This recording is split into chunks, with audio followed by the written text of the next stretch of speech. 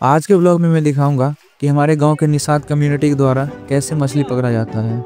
और मैं ये भी दिखाऊंगा कि इस तालाब में मिली हुई सबसे छोटी और बौनी मछली को, जो देखने में काफ़ी खूबसूरत लगता है।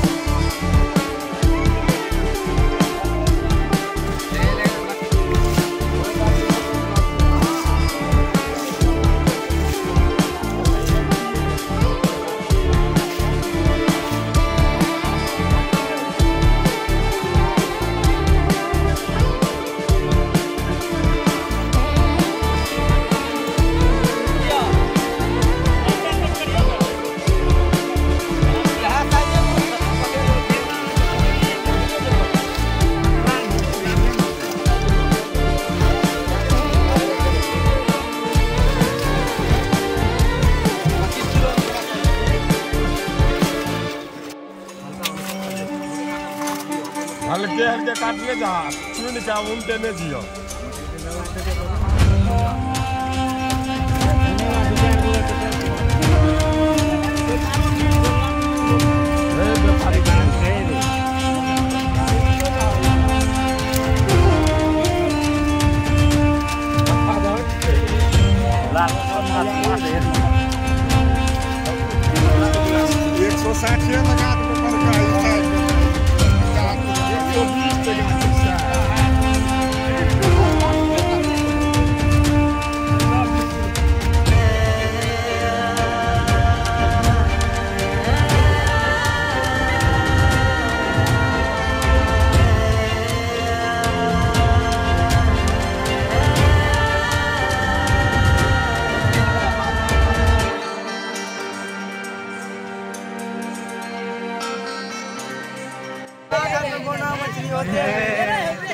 कौना खा तो कौना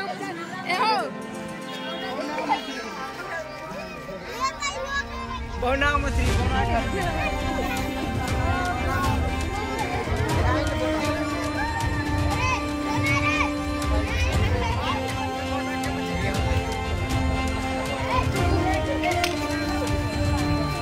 बाप रे भाई के दल के दशा कुछ है ए वो लग रहा हां